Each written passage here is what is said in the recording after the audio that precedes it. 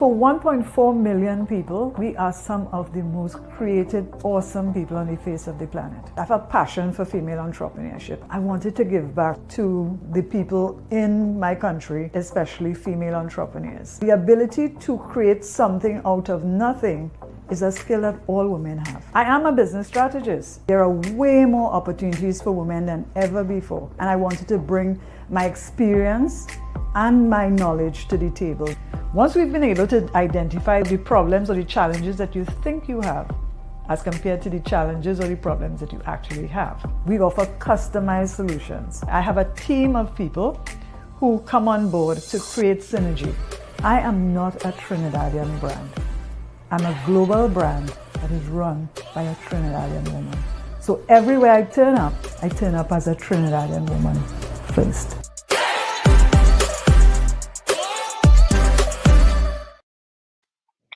So good night, good night, good night, good night. We are already here. We are here. Jupiter and I have already started to talk all the things.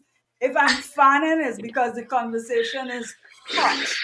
The conversation is hot. So tonight, we are going to get into this thing. So let me just do my housekeeping first. And I'm going to add this to the stage. So tonight we're going to be talking two island girls, two curly-headed women, two women who understand the importance of creating an inclusive and diverse society going forward. We're going to talk all the things. So tonight in week 6, we're going to be turning content into capital. And I am joined by Jupiter F. Stone. So tonight I am going to remove the flyer really fast and I'm going to let Jupiter introduce herself. Good night, Jupiter. The conversation hot, sister. Introduce yourself. Thank you so much, Rhonda. Thank you for having me. I'm very, very excited to be here. Hello and aloha po. Good night, everyone. My name is Jupiter F. Stone. Hello. Good night, roses. I come from the island of Oahu, which is here on my shoulder. I'm so excited. I just got this tattoo. This is my island. I don't know if you can see it. Zoom in on your screen, get close, lean in. So this is the island that I am from. Thank you. It is the island of Oahu in Hawaii. I was born and raised there in the 90s while we were still on the dial-up. And the only way that I could connect to the outside world away from my shoreline was by getting into the internet. And so when I had the opportunity in 2005 to join my Arts and Communications Academy's media production program, I was so fortunate and so excited. And when they asked what I wanted to be, I said famous. I wanted to be the anchor. And my media mentor said, no, you're going to be a producer. And I was then forced for 2 years to learn every single role that was a part of production before they allowed me to be an anchor. And by the time I was actually the anchor of the show, I understood the responsibility of putting the news out. And that changed my perspective on how to be a storyteller in the world. Cool tattoo. Thanks, Gail. And so then by the time I was a senior, I had produced the #1 high school news media show in the nation. And that was very cool. Coming from a small island in the middle of the sea, brought a lot of attention to us. And that was very cool. And that was the first time I realized that I could be from a small place and I could really have a big ripple effect by putting media out in a strategic way. So I've been doing this since I was 15. I have done a lot with a lot of different companies, big companies like Disney and Universal, PBS. I've been very fortunate to work in both the traditional and the new media side of things, which is what I've been leaning into in the last 5 to 7 years, really, really hardcore. 2018, I was one of the first mobile-based live streamers in North America. I got into that technology really early, and so I got the opportunity to be a brand ambassador for a mobile-based app. And they flew me around the world. They flew me to Japan. I got to perform, meet my fans. Very, very cool. And that's when I learned that I could monetize live streaming directly through gifts, through my natural gifts of singing and freestyling. Amazing.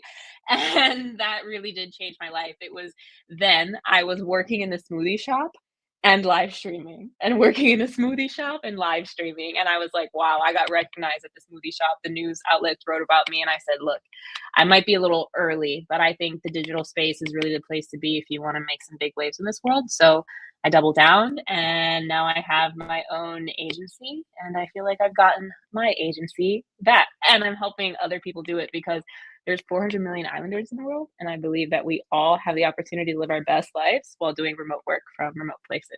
And that's me. Thanks for having me. No, I think you left out something. Did I? That as a retired influencer, there was a time that you had something like 500,000 followers. Am I wrong? Oh, Am I that old wrong? thing. Am I wrong? Am I You wrong? are not. This You're not. is not because remember, you started live streaming at a time when, number one, there were very few women in live streaming. It was predominantly men. And secondly, there were no people of color. Women, island women, women from our part of the world. So before we even start the questions tonight, what was that like?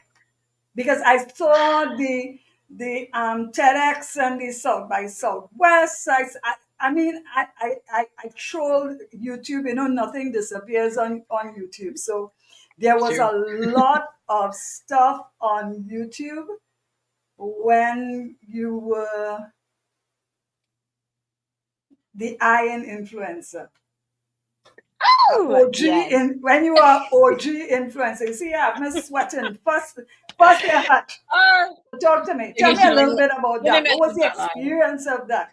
What was the experience of That that? that was phenomenal. Truly it was. I can say in retrospect that I didn't understand what I had at the time, and it's definitely a part of why I'm so passionate about giving people the digital tools they need to build out their digital ecosystem, and why I'm so passionate about teaching people about vital media, not just viral, because I went viral way before I had any business going viral, you know? What we What call was awesome. viral. Oh man, vitals, y'all. Go vital. The viral will come. And it did, it came for me. So the reason why it worked out, I was really sitting in between the traditional and the digital media. I was flying from the island of Oahu to LA like every 3 to 6 months auditioning, and it was beautiful and wonderful. And I felt so fortunate. I gotten scouted by Disney's The Lion King, and they're like, you need to start auditioning more. You need to get more experience under your belt. We really want to work with you.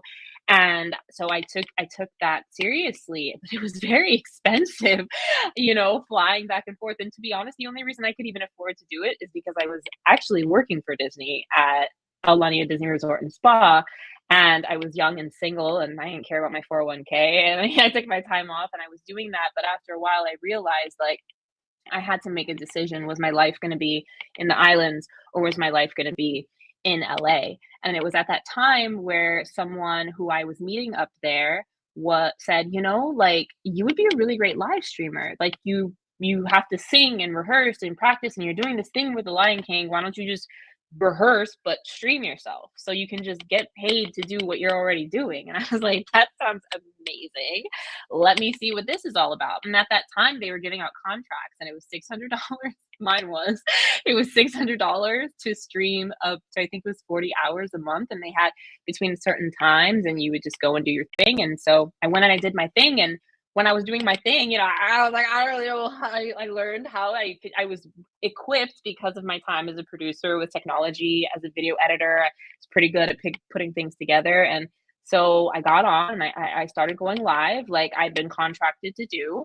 And people started showing up and they didn't believe that it was live. That's how new it was as a medium. Like Twitch did not exist. And I had to do something to prove to them that it was not a previous recording. And so I said, okay, well, I was already singing and I was practicing for the Lion King. And so I said, well, why don't you put some words in the chat? Put some words in the chat. I'm going to prove to you that I'm real and this is really happening. And so they put words into the chat and I would sing, but instead I added the words from the chat into the song. And that was actually my first viral video.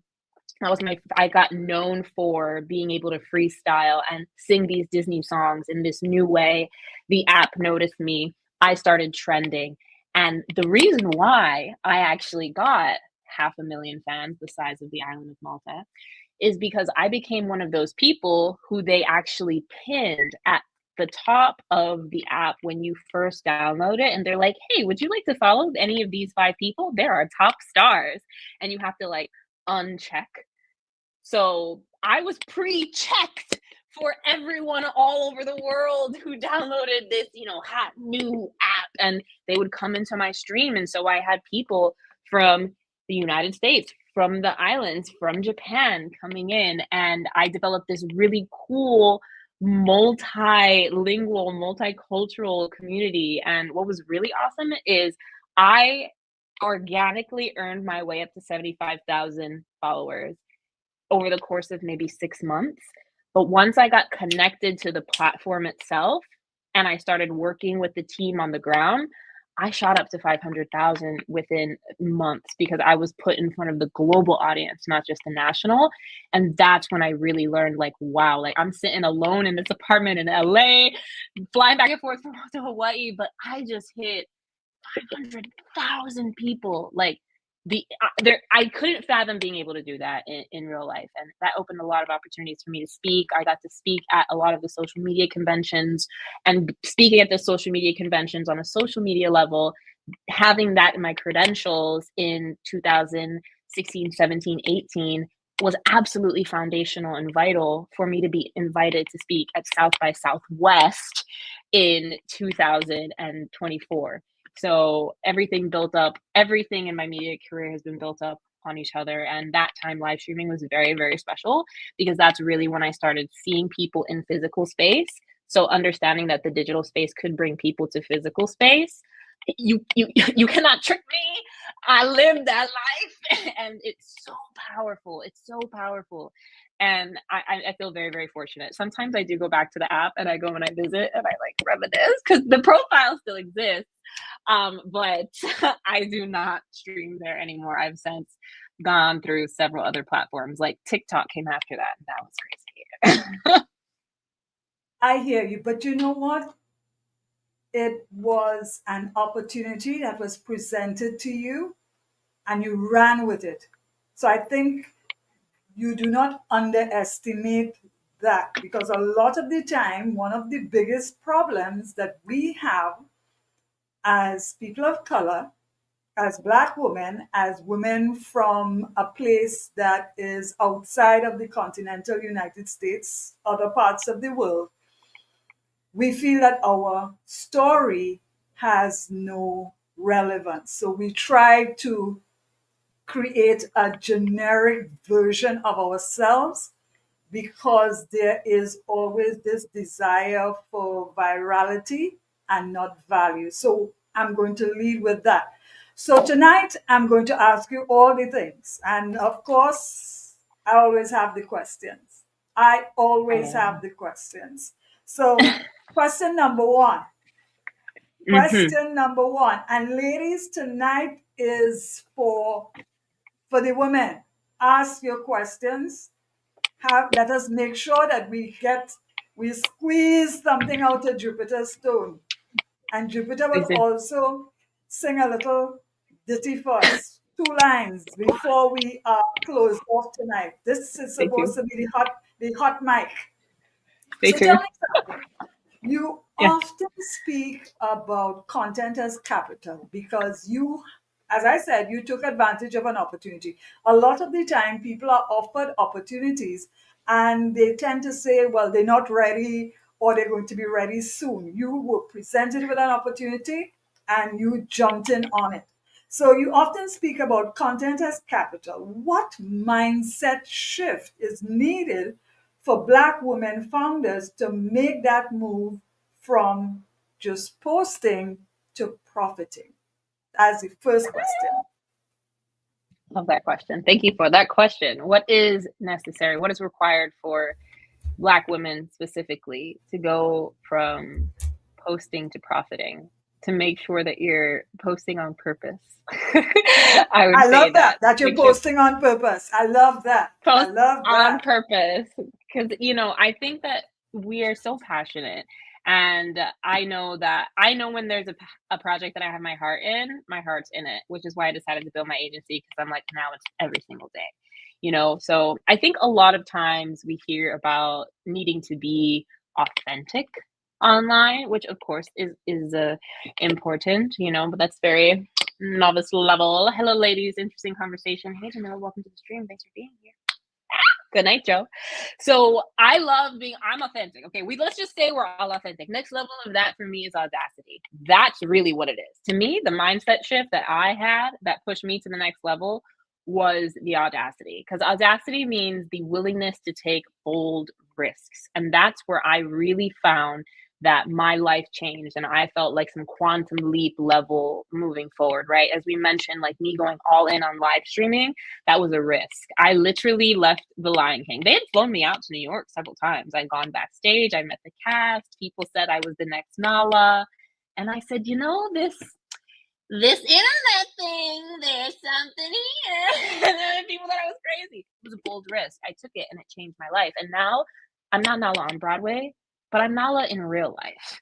Like I am actually bringing back the goods and the values to my people. And I don't need Simba. Okay, I got this. That feels amazing. That took a big risk. Sending my first ever cold email to a director got me a $20,000 deal because I told my story. I think the biggest risk that I took and what took the most audacity was actually leaving home because I didn't really want to. I just knew that there was more out there. And at the time, all of these things that exist now did not exist. You didn't have enough platforms to build a digital ecosystem, okay? Twitter was still called Twitter. Twitter didn't even exist yet. But now you have full ecosystems where you can build your digital presence, your digital authority. And if you have the audacity to know that you know better and then ask for it, your entire life can change. You just have to set yourself up in the right ways. And so that mindset shift of like, no one's going to give it to you, but also no one's stopping you from getting it anymore. Like for real, for real. I love that part. You see, that part, that is the key. Nobody is going to give it to you, and nobody is going to stop you. So, because I'll tell you why I love that. I absolutely love that. And I'll tell you why. I did a radio interview with Karen Rose about 2 weeks, 3 weeks ago, and he's a digital nomad Canadian Trinidadian, now living in Thailand. And he asked me something in the closing part of the interview where he said, what is one of the things you would say to women right now who are trying to build exceptional brands? And one of the things I said to him is that they need to, and I'm saying it very slowly, get out of your own way. And I totally believe that. Get out of your own way. Because what happens a lot of the time is that the information is out there.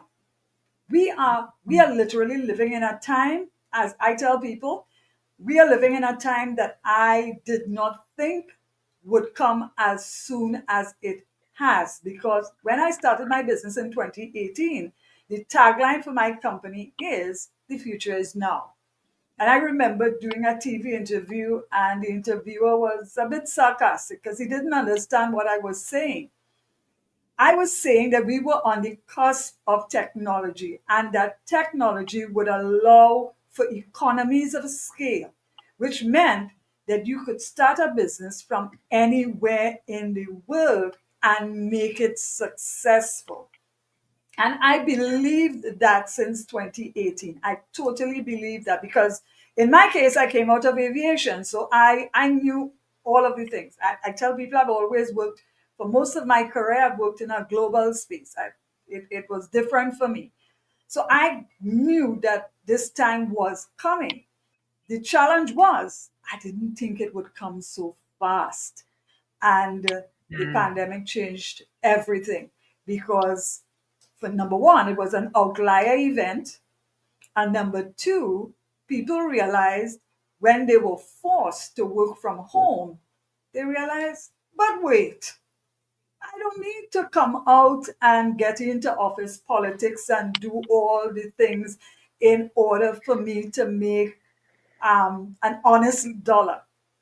It also meant that um, that women, especially women who are tasked with so many different hats, caregiver, mother, school teacher, arbitrator of arguments, chef, all these things, um, they started to realize that they are extremely multi-skilled, but they were working in environments that were forcing them to be one-dimensional.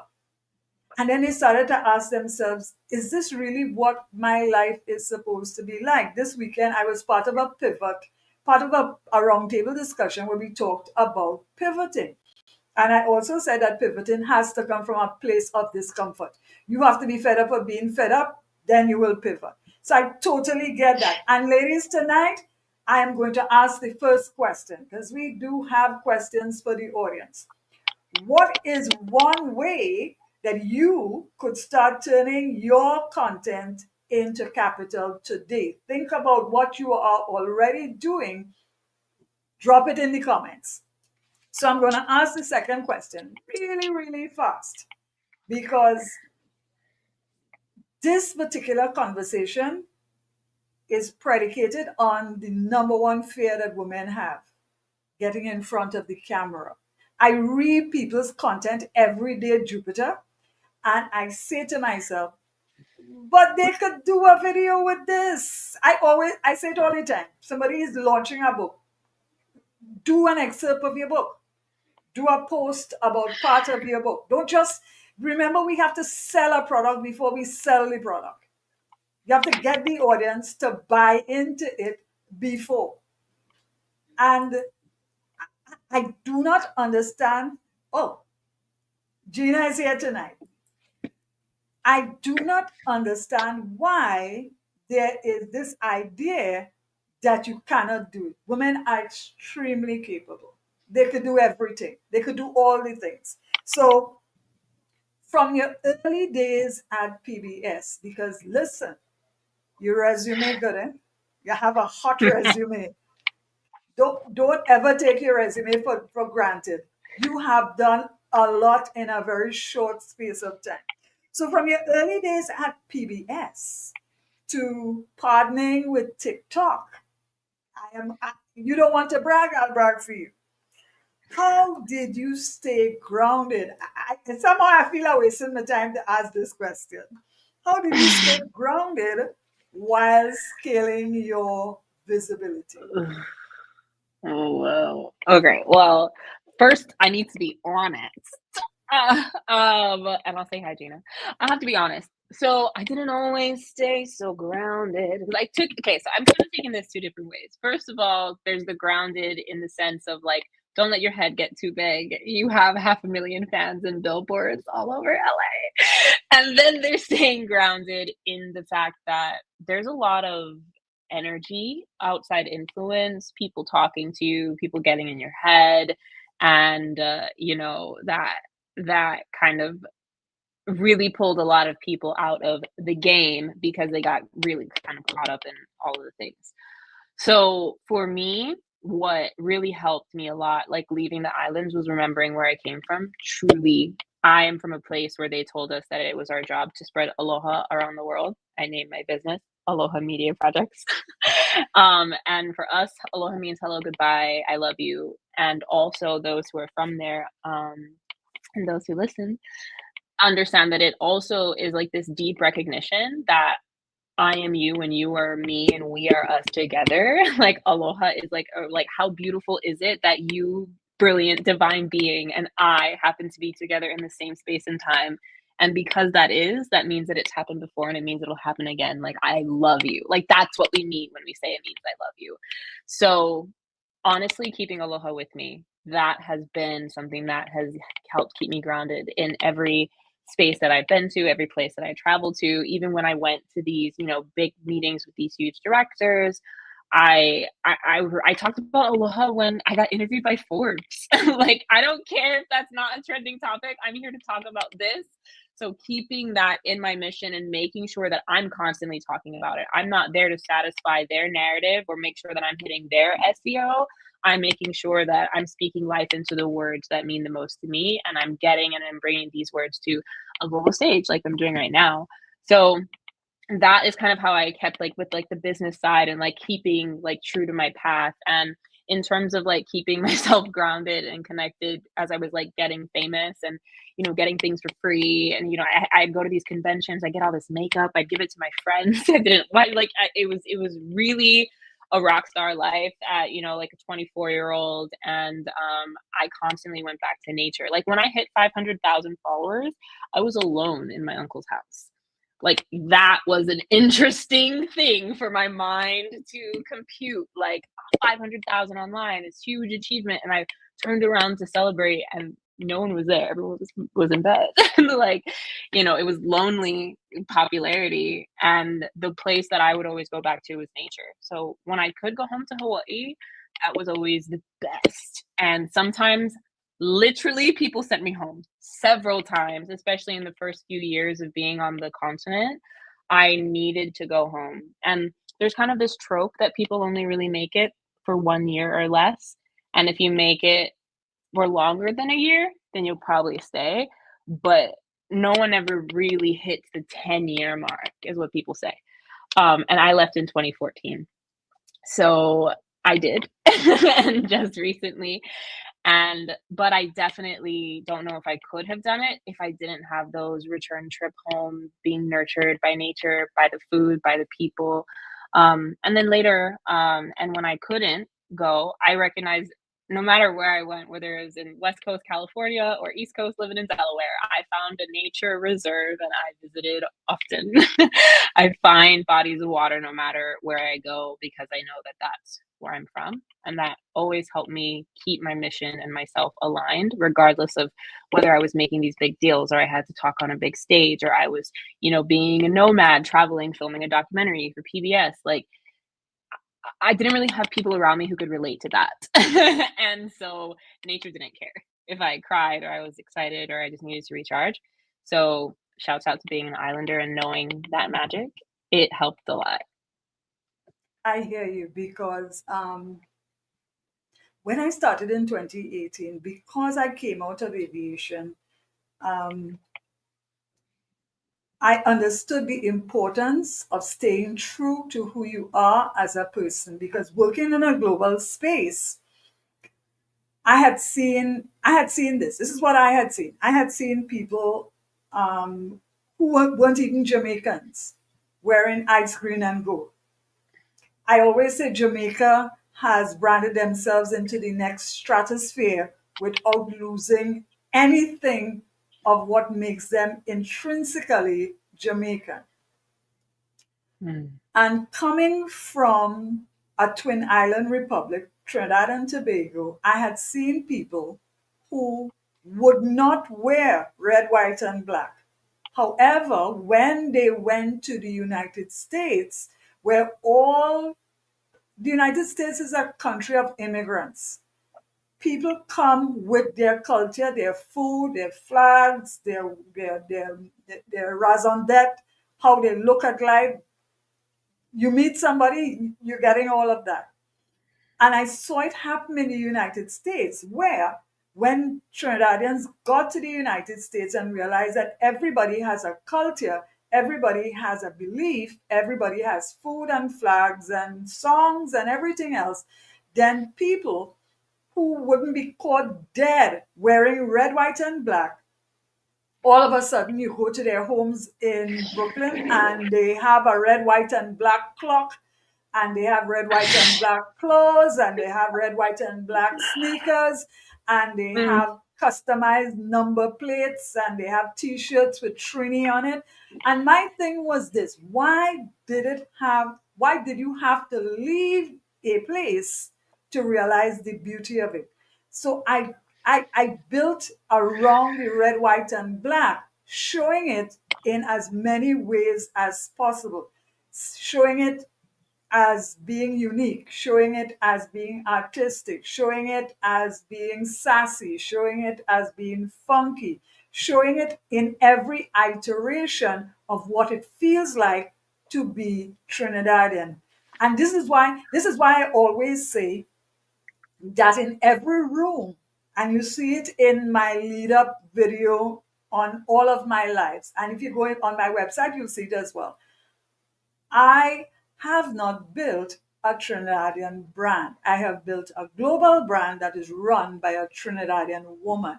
Because just like you, in every single room I enter, I am going to be a Trinidadian first. I remember there were people who told me that I should not hold on to my patois, that people wouldn't understand it. And I pushed against that also, because my thing is, if I could stand up in front of a classroom and lecture to people from all over the world in a space that is not homogeneous, and if they understood me, then everybody going to understand me.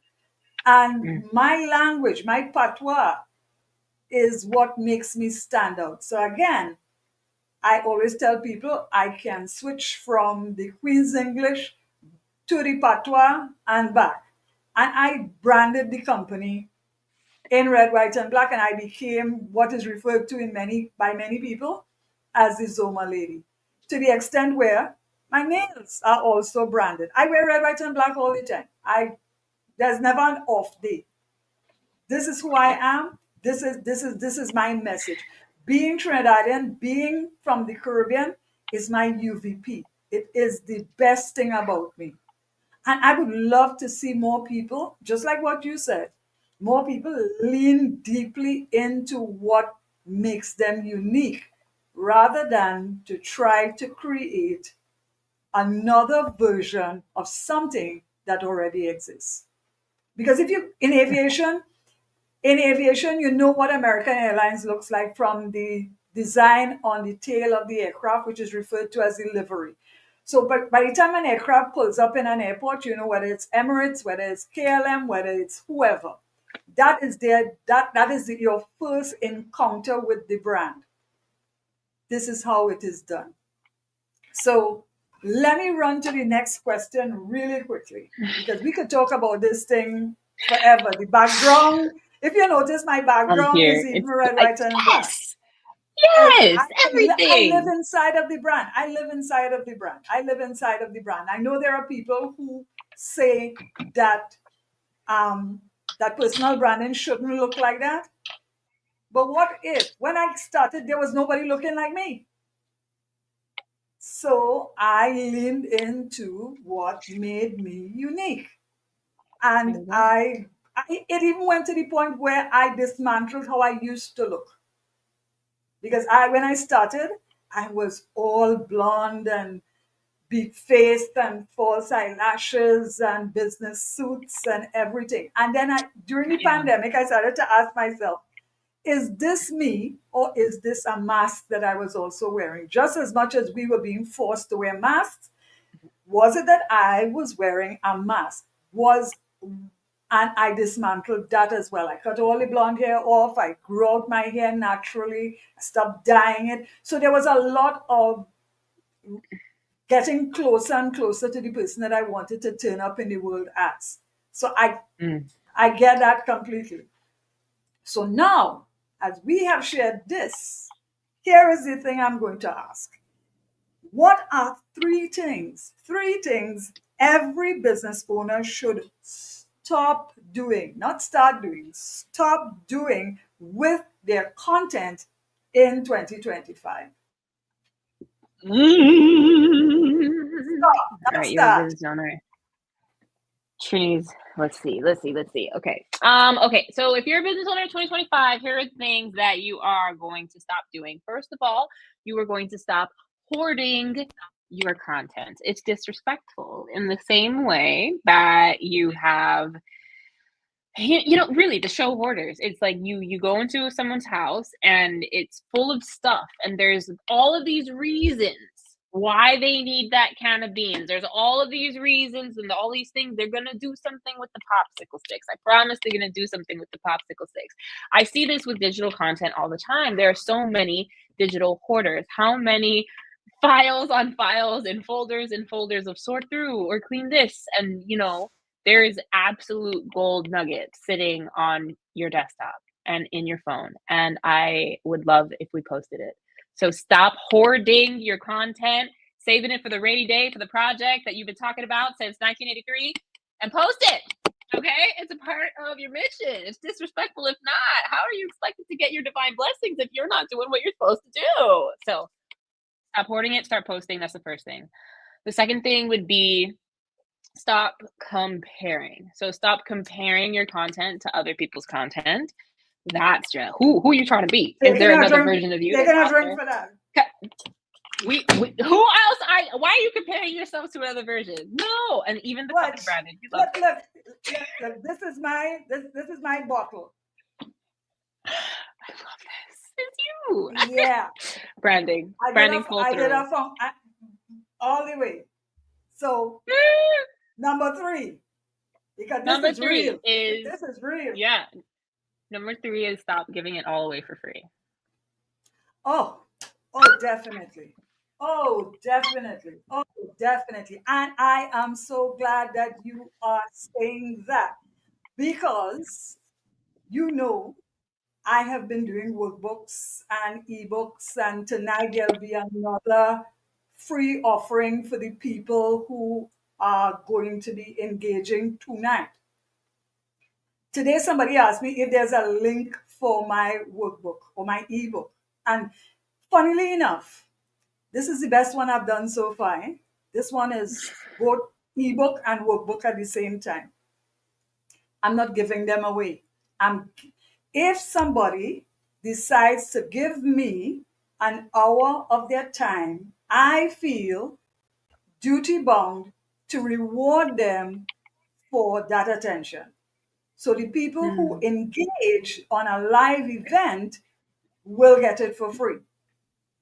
But if you have not done anything, you cannot get it.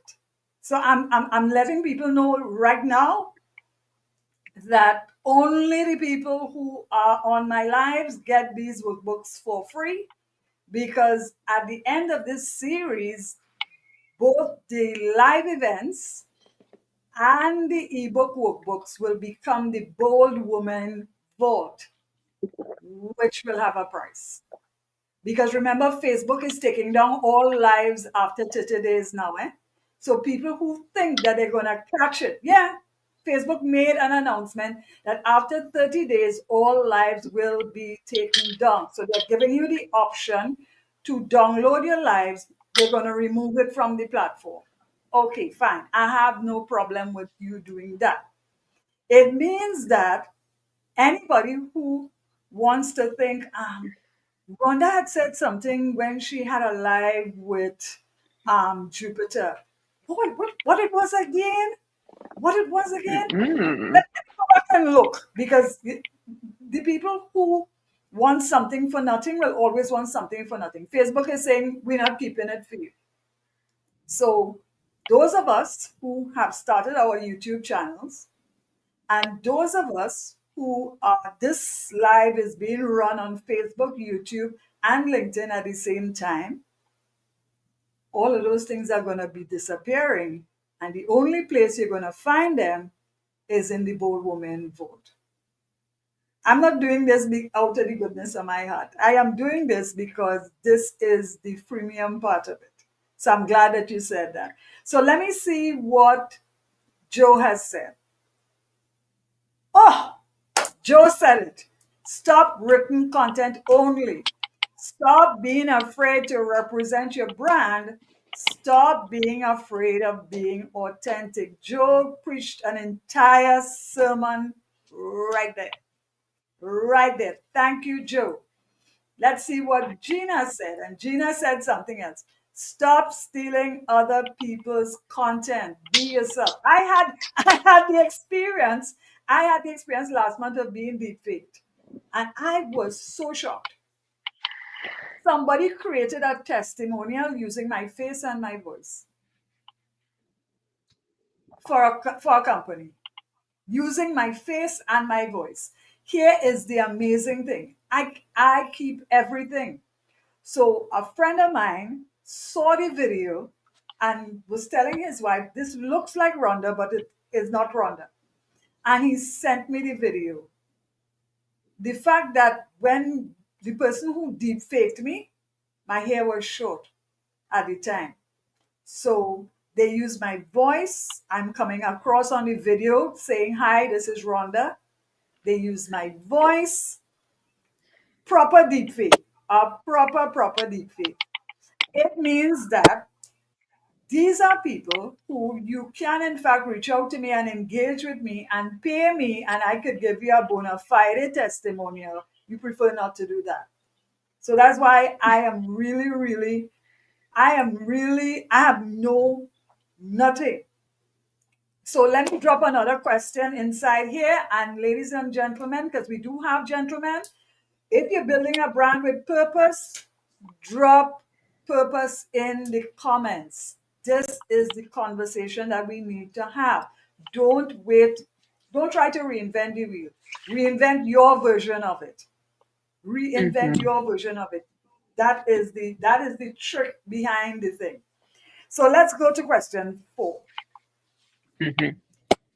And question 4 is this. A lot of the time when we talk about personal branding, when I did the live with Jamila Bannister, I had this question.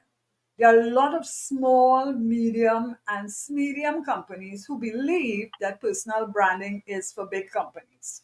It's for Nike, it's for TikTok, it's for Forbes, it's for, yeah, they really believe that with their whole, it's like how I have a friend and she is on tonight. I have a friend who is an awesome graphic designer, and we always talk about packaging.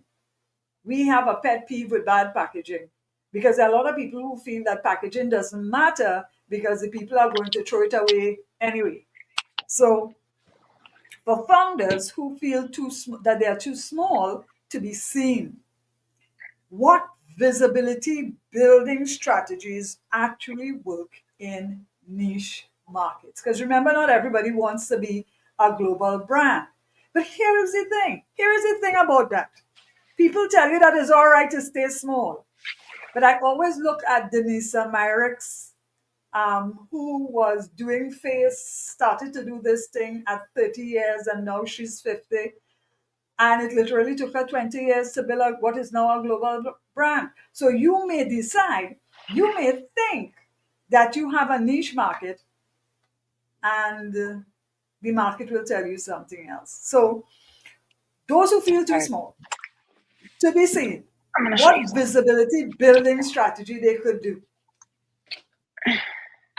Okay, first of all, I will answer your question, but because of your example, I would like to show you something. I have Oh, saved I this am. packaging. Oh, that's gorgeous. Okay, I ordered cookies off of freaking DoorDash the other day, and they were $9 each. And I always tip my DoorDash people. I had no idea that it was going to come like this, but this is this place Mhm. called The Drunken Cookie, and their brand name is Get Chipped Face in Puerto Rico, right? This Oh, is I like the that. box that Oh, that this is is the box gorgeous. it came in. Isn't this fantastic? I've kept It this is. because I I love the tagline as well. Yes, they are on point. The tag Get Chip Face in Puerto Rico. I'm saying Ooh, this is a segue in. So you that's it. open it up, Oh, this is website, good. Insta. They gave all the goodies. I've already taken things out. They're like, hey, if you could give us a good tip on DoorDash. Look at the paper. Look at the paper. They went, bought. Exactly. Eggs. Oh, you are So, saying it. I have a friend in Jamaica who always says, she says, listen. She says, girl, I will buy anything once the packaging is on point. So Yeah. What is another visibility strategy? Althea says it all the time. So, what's another strategy that you think people should be doing for visibility? Packaging is one. What's another one? Packaging is one. For me, my lane, what I have seen, storytelling with your soul and learning how to, I'll even say story selling with your soul, okay? Because if you believe in something so passionately, you're not feeling gross about selling it. Like that's how I feel about it. With if this is your purpose, then tell your story. And there are so many different ways that you can tell your story. We have a plethora of options. You have so many platforms, and I think that's where the overwhelm comes at some point. And if who are you really talking to, and how many of those people do you really need to make your dreams come true, to make your ends get met? I think it's probably a lot smaller than you think.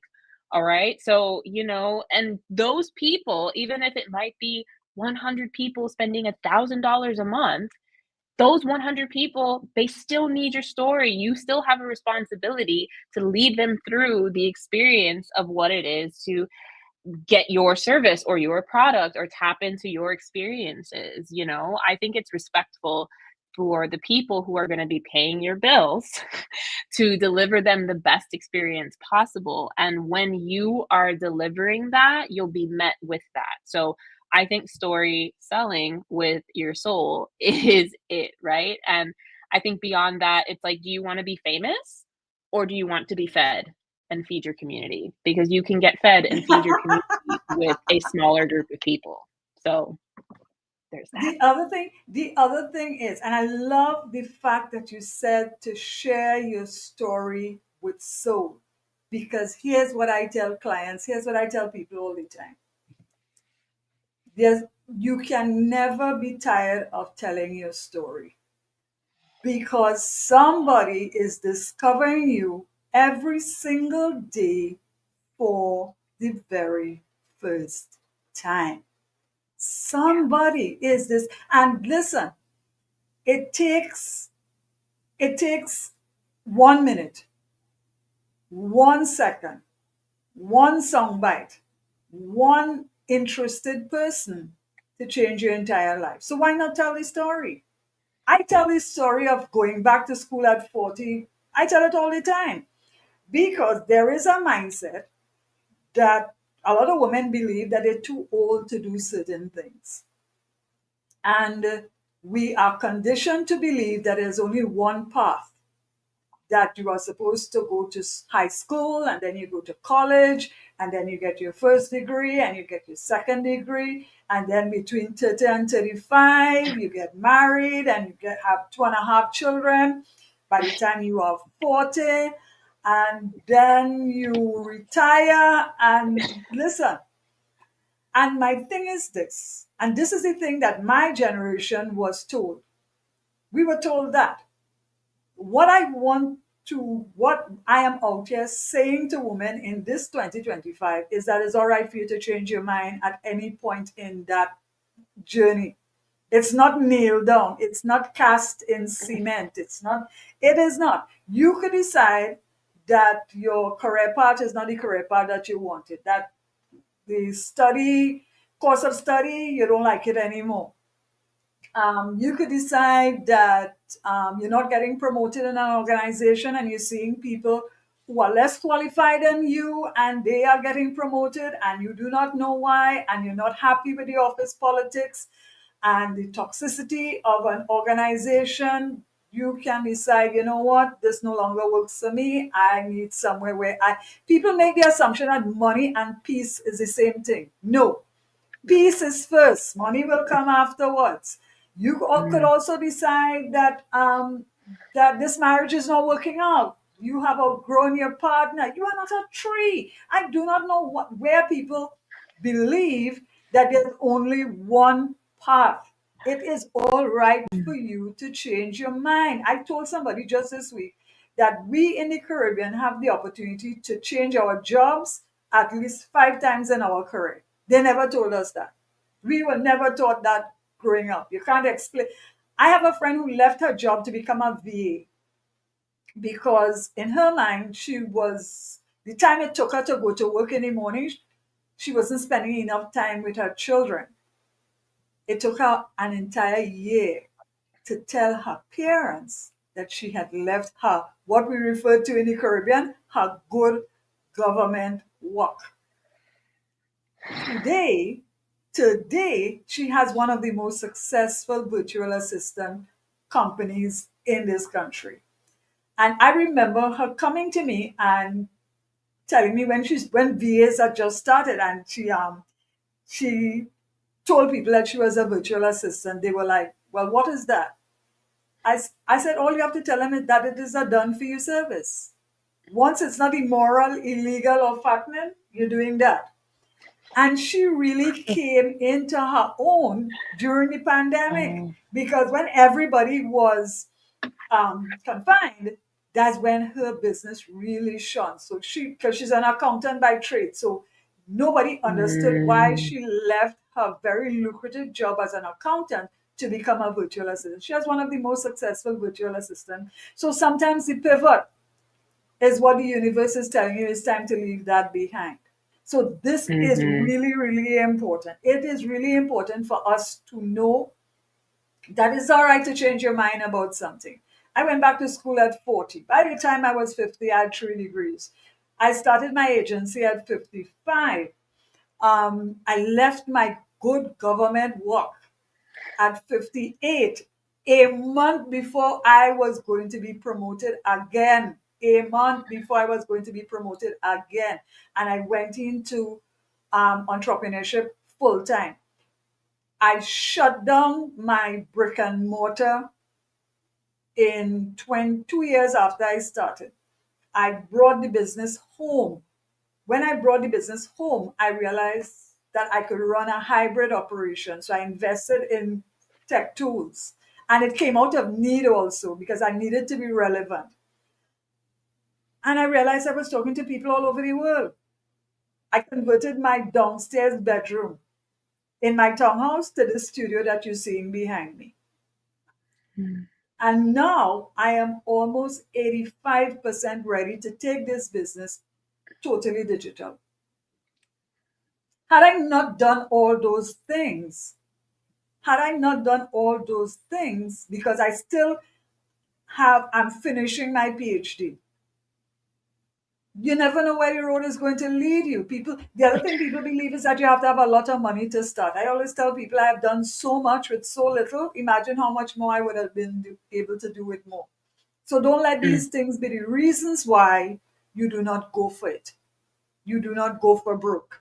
So I'm going to ask the people another question.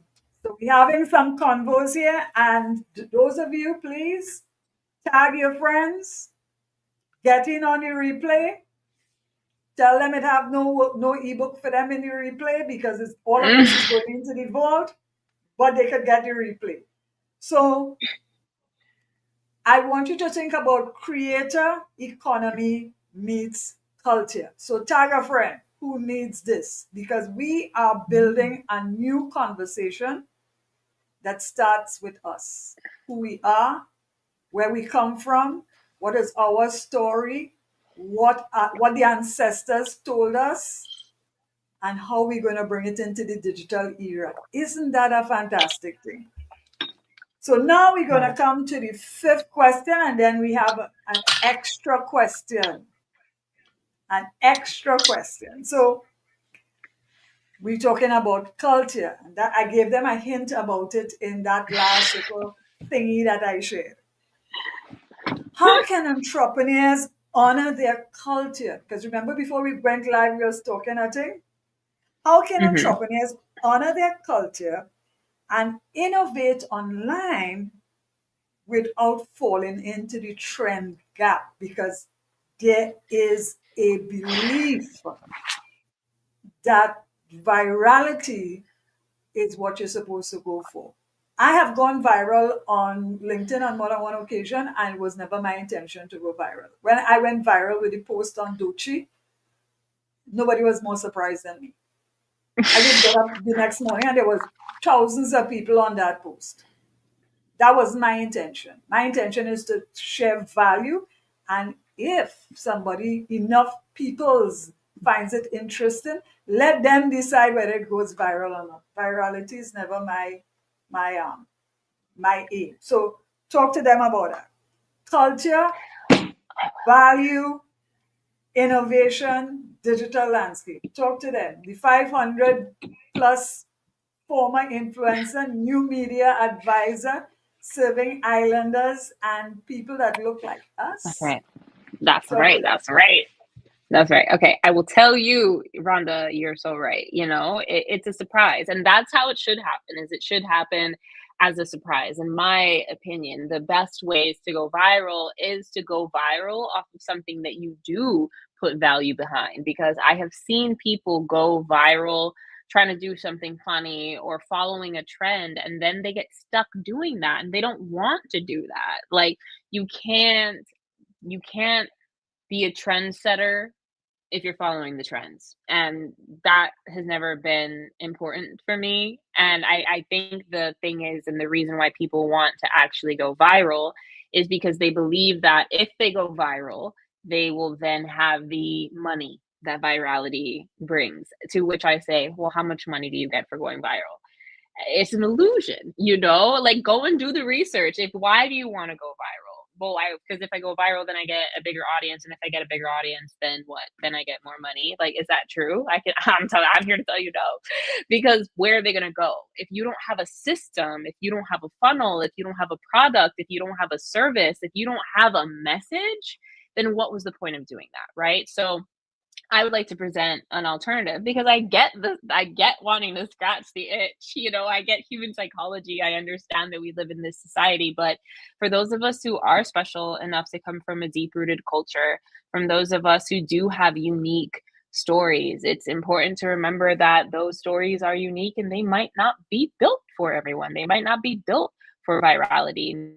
You're not going to be very demure and very mindful. Maybe you're not going to have the top trending dance on TikTok, but what is it that you are intending to do? Stay focused. And what I tell people is it's vital over viral. So rather than focus on trying to copy paste or keep up with the trends, make sure that you have your formulas that work for you, and let your data and analytics be your guide. So you can start with your foundations, which is vital media. So check your vitals: video, image, text, audio, live, and social media. That is the basis of the mediums for your communications for your digital ecosystem. Go through that. That's how I would spend my time instead of trying to go viral, is making sure that you are getting good quality videos out there for your audience that is on YouTube, that you're getting images of yourself out there so you're recognizable. Focus on your branding. Spend time doing that. Look at Rhonda's beautiful branding. Wherever she goes, across any platform, wherever this is repurposed, you're going to know it's her just from the visual standpoint. That is way more important than nailing that latest makeup trend that's only going to last for the next 13 days. Like, what is the text that's going out there? Is your SEO on point? Are you speaking in your brand voice, that recognizability, your emojis that you always use when you sign off? Like, all of those things are much more important than just like talking about it but not being about it. Audio and podcasts, and one of the things that people take for granted is, one, getting on other people's podcasts. Everybody wants to launch their own podcast, and that is such a heavy lift. And yeah, it's cool to say you have a podcast, but you know what's even cooler? Getting on a bunch of podcasts with other people who already have pre-established audiences for the last 2 to 3 to 5 to 10 years. I would start with somebody who has a small audience size, then start to use those credentials to build your way up. You never have to do a podcast in your life. Or when you're finally ready to do it, wouldn't it be so cool to have an entire network of podcasters to help you out? Like, that's how I think about the audio-based medium. Also, if you're into music, that's a lot easier to get distribution than it used to be. Live, here we are today. Live is one of, and I'll say one of, but the best, because also there's all of the socials networks. But in regards for the medium itself, activations and getting people to buy in and opt into something live in the moment. As a live streamer, I used to sing and people used to send me castles that were worth $200 in the moment. That's a very Vegas vibe that you can only really get when you're live. And that sustained me. No one knows who I was in the whole general A-list entertainment world, but I have worked myself into a very specific niche, and I could speak at South by Southwest, and I've developed digital ecosystems that have kept me out of good government jobs. And I feel very fortunate. I did that not by searching for virality, but by focusing in on what was vital and making sure that my story was clear in and across all of those mediums. And it's a work in progress. It's an ongoing thing. It's constantly evolving. If you're constantly evolving, your brand's constantly evolving, but also like, I mean, there should be some recognizability. If you just change it a lot, like if I'm a veterinarian next year doing some weird veterinarian content, that'd be interesting. Like, don't reinvent yourself that much. But as you evolve, your content evolves with you. But you build out your digital ecosystem, especially with digital products, that's evergreen and it's forever. So I could become a veterinarian if I wanted to and still make money off of my digital knowledge forever. But so yeah, vital over because viral for sure. because here is the thing. Here's the thing. And I shared that last week.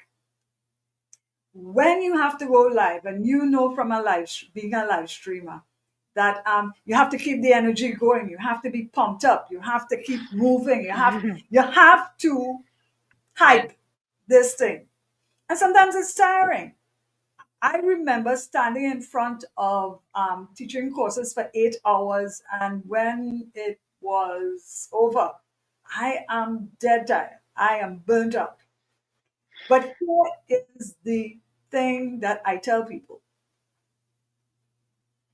I'm not much of a fan of video. When I say I'm not a fan of video, I don't really like to come up on camera. However, when I decided that I am the best salesperson for my brand, then I knew I had to, because in the age of AI, and this is what I want people to start to think about. In the age of AI, I could write the best, because writing is my strongest skill.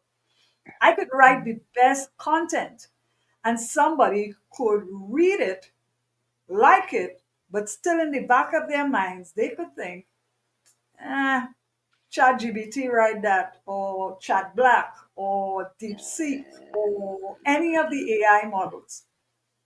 But you see, you coming up on camera, being, as I tell people, I am the very same person online as I am in real life. There's no difference between me. People are usually shocked. That's the best way for you to push past the norms, because you have to stop writing at some point in time. And you also, the other thing, Jupiter, is that people have to become a little more patient, intrusive. Think about it. Think about where you want this brand to look like. What do you want it to look like 5 years from now? What do you want it to look like in this season? It is all right for you to look at your service offerings. I did it recently. I upgraded my website. I looked at some of the things I was offering and I realized, okay, so they're good things. Nothing is wrong with it. But does it really answer the questions that people have today? No. What I did, I archived some of my offerings and I fine tuned others. It is all right for you to do that as well. But you Mm. are the face of your brand. No matter what we are selling, we are still people offering products and services to other people. So, and that is the power of video. So, whether you want to come up on camera or not, you're going to have to do it, and you're going to have to learn. You're going to have to be patient. I have a friend, Tamlin James, who is doing absolutely wonderful things in AI. And one of the things I told her is to show all your work. A lot of people are not brave enough to show all their work. Show the work that wasn't so hot. Show the content that didn't really look. Show everything. People will take ownership of it very early. Some of my videos, I really like them, but you know what? I'm putting them up still because Mm. I am on this journey to tell women that if I could do it, then anybody could do it. I started to do lives and I didn't have a platform. I didn't have a fancy phone. I remember during the pandemic, I was doing Instagram lives and I had two pieces of wood. You know the wood you used to chuck a wheel? I had two pieces of wood. And I had the phone balanced between the two pieces of wood. And your girl went Oh, going live like it's nobody's business. So I'm saying that you have to start where you are, start with what you have, and just have these conversations. I decided that this yeah. is how I wanted it to be. I want to be talking to people. I want to talk to women. I am insanely curious about other people's lives, and I feel that as women we don't build enough community. We don't build enough Mm. linkages, irrespective of location, ethnicity, age, life experience. You need to build those linkages because you must operate in a space where, all right, so I have a problem with my YouTube channel and I want some advice. I must be able to come to Jupiter and say, Jupiter, I want to do this, this, and this. Jupiter will say, all right, well, I may not know all of this. So I know this, but I could put you on to this next woman who is doing this and this. Look at what she is doing. See if you could pattern from her, learn from her. This is how it is. This is how it is. Digitization has made the world flat. So as Gina has said something here, and this is important. She said, exactly, we need to see humanity. We need to see actual people no matter what. I will always be able to outright AI. I will always be able to outright AI. I will always be able to do that. And we have to understand that this is where we are now. This is the world as it is now. There's no hiding behind it. There's no I listen. This is how it is, and this gives us so much freedom because remember we come from the islands, and there was always a mindset that our measurement of success was a Eurocentric measurement. They made Mm. us believe that what we are bringing to the table is too nascent, is too unscripted, is too crude, is too everything. So they made us believe that we were not enough. And I am here to tell people that you are already enough. Find your lane and dominate your lane. This is it. Find your lane and dominate your lane. So, Jupiter, I have a bonus fun question, and I know you're going to like this one. I know you're going to like this one because I am going to tell you mine. I am going to tell you mine, and you're going to tell me yours. So, here's Okay. the fun question. Here is the fun question. And thank you, Jupiter. This has been fantastic. I really enjoyed it. Yes. If your brand were a playlist, what three songs must be on it and why? I have mine. Let me see yours. Oh, me first? Are you first? You we'll do it head to middle. You give me one, I give Oh, you one. We will do it perfect. together. So you yeah. Okay. So tell All me. right. So what be your three songs? All right. First song is going to be On and On by Erica Badu. The do. Mhm. And That's why? it, because that's life. Well, because it's on and on. Like it's gonna go on and on. The motivation that I need, that song really comes through, right? Like I love the video. It's like absolutely innovative for its time and uses storytelling and mixes visuals with audio in a way that I really respect. So that in terms of the media, and then also on and on because it goes on and on and on and on. Okay, life is gonna keep going on and on and on and on. I Life listen will to it continue to when I need that life. reminder. That's right. Life is All life. And right. what's your Okay, so maybe you do know this and maybe you do not know this. I am a diehard old school hip hop fiend. I grew up in the time of Biggie Smalls and Big Daddy Kane and Eric B. I am a diehard hip hop.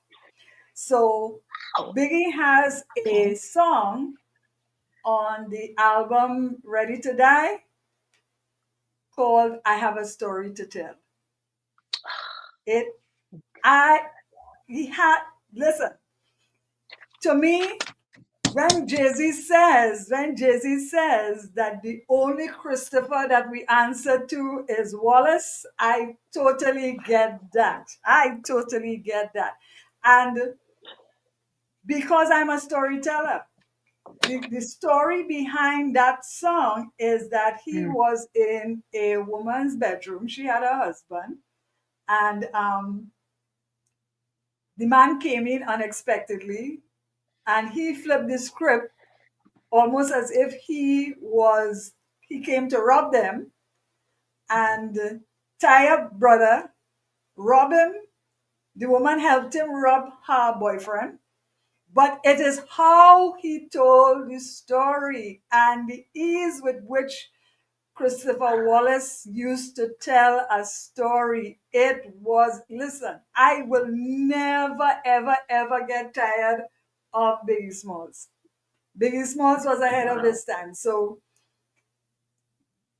the Niggas Bleed is, I mean, Ugh. if you want, to me, I believe with all my heart that rap, rap was the first griot after African storytellers and island storytellers. Rap was the next, and in the early days of rap, not so much mumble rap, but in the early days of rap, the stories were off the wall. So I have a story to tell by Christopher Wallace himself, aka Biggie Small. So that's my first. Give me a I second. love that. I love this. Okay, my second is a recent song from a recent storyteller. It is going to be Lo que le pasó en Mhm. Hawaii by Bad Bunny. Uh, the reasoning is because that was a really big international global artist who made a connection between the islands in a big way. And it really helped me double down in on my purpose. And it was actually really cool. I got, I worked with a couple of YouTubers who came out to cover what's going on in Puerto Rico, and they were looking for somebody who had a connection to Hawaii. And so I had 2 weeks to learn that song Mhm. in Spanish, in which I do not speak fluently. And it was a lot, like going line by line, learning like translation, like actually translating it and understanding that the meaning is like, I had a dream, I had to write this. This is how I feel. I'm doing this because I don't want what happened to Hawaii to happen here. And that Mhm. is so deeply part of my story and like why I go in so hard for Islanders because we all have such similar histories. And I would also like us to have a collective future that is better for all of us. And yeah, that's why. I hear you. But funnily enough, Bad Bunny's it's also my second choice, and it is from his latest album, Debir Más Fotos. It is such a poignant story because we are losing our history. And one of the things I always tell people that one of the hardest things for somebody to live with is regret. And I absolutely love what Benito is doing because what he is doing is what I have been doing. He is immersed in his culture and he is giving his story, the story of the old man as he looks back Mm, at his life. His only regret, not that he didn't have a bigger house or he didn't have more money in the bank or he didn't take enough photos. Just thinking about it and my pause raising yeah. because we forget the most important things are the things that are not seen or touched but are actually felt. And i Mm, i love that album. And it is amazing when you remain centered in your culture, people will reach out to it. The people will respond to it. When you think about the fact that Benito's concerts, by and large, there are people in those concerts who do not speak Spanish, and he is singing predominantly in Spanish. That tells you that the emotion is what matters. The stories are what matters. I absolutely love that album. I love it. And I started to go to Venezuela when I was 18 years. And I tell people that all the Spanish that I know, because I'm multilingual, all of the Spanish that I know, I learned in Venezuela. I used to be in Venezuela every month. So I had to speak Spanish to take a bus, to take a car, to book a hotel, to order food. And that's why I learned my Spanish. My ex is Venezuelan as well. There is something about Benito's work that touches the heart, and people respond to that heart feeling. So Mm. that's my second. If my brand was a playlist, Debir Más Fotos would be my second. So let me hear your third. What? My first is a song from Hawaii, which we all learned and knew growing up, and it is literally called Spread a Little Bit of Aloha. And it's by a group called Mana'o Company. And anyone who thought about visiting, wants to visit, thinks Hawaii is a beautiful place or anything, that song really encapsulates the energy of the islands and what we as a people do, which is spread a little bit of aloha. So that is my number one. It's my ground, my rock, my reminder. One of my favorite lines in it is literally just the breakdown of aloha. It's like ALOHA, a little aloha in your day, spread a little aloha around the world. It's very much like just with a little bit of love, we can make anything happen. My third is I love calypso. I love being Caribbean. I love the music, the food, everything. And you would realize over the carnival season, I did a total series where I showed the background of carnival and the music and the history of it. And there are a lot of people, even in Trinidad, who didn't know. So my third would be what is a really old calypso called, um, and I'll sing a little bit of it for you. It goes like this. Trinidad is my land, and of it I am proud and glad. But I don't understand why some people just talk it bad. 'Cause I know all of them that running them out don't know what they're talking about. They could paint it black every day, but the right thing they will never say. It is Portrait of Trinidad. It is something that I honestly feel it should be required learning in every primary school, just like how people have to do the allegiance of the flag Mm.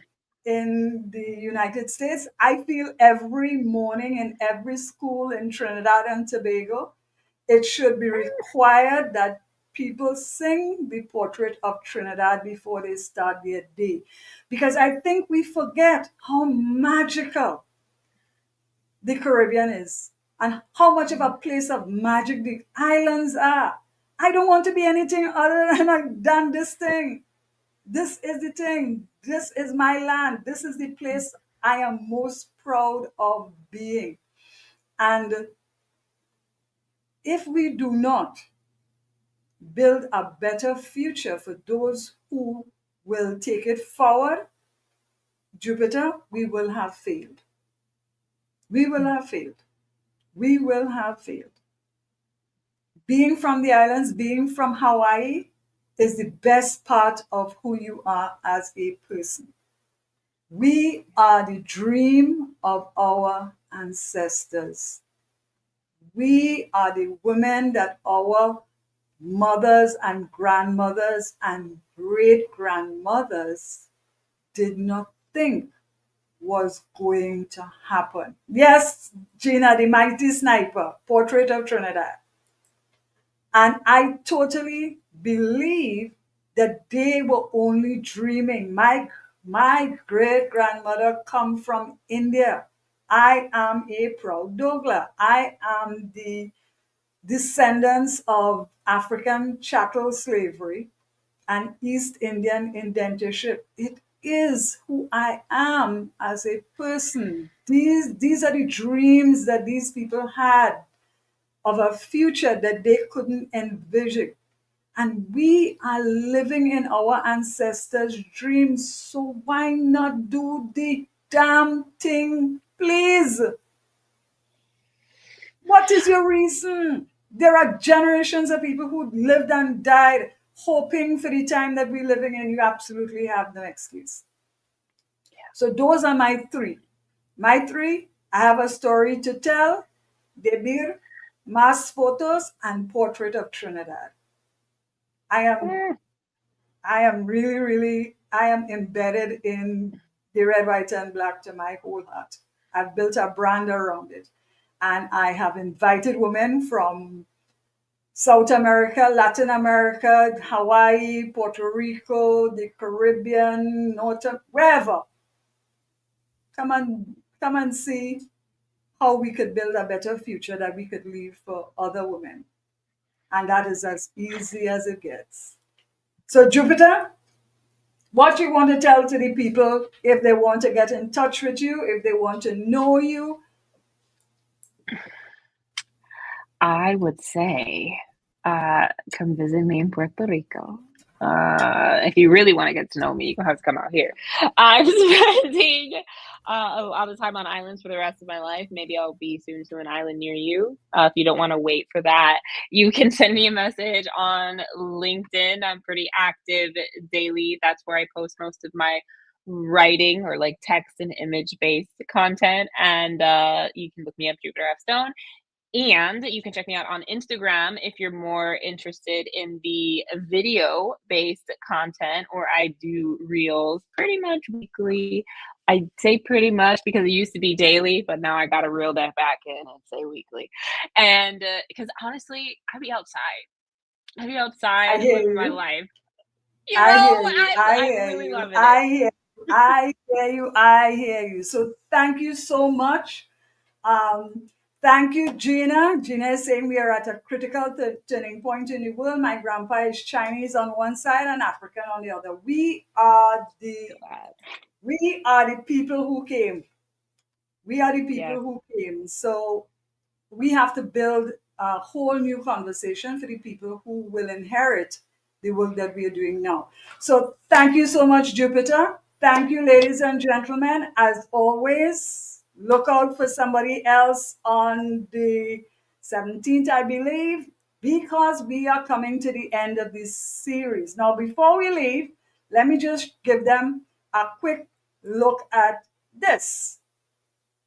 This is what the workbook is going to look like tonight. It is a content clarity workbook for visionary Black women entrepreneurs. And you know, of course, this software doesn't allow me to show you the entire book, but I will show you part of it. So this is what it looks like. This is the introduction, and this is probably one of the best books that I have done because it's part workbook, part ebook. I'm getting better and better at them. I did content creation and course development for 15 years. So these things are easy for me to do. And then it allows me to be left brain and right brain at the same time because I'm also a very frustrated artist. This is it, defining your niche and target audience. You notice there's a lot of interactive work because I could talk to you all night, but I want you to roll up your sleeves and put your hand in it. Defining again, audit your content strategy. Remember tonight, Jupiter talked about looking at what you're doing and see if it is making sense and tweak it. We are all innovating. And here is the thing that a lot of people don't realize, Jupiter.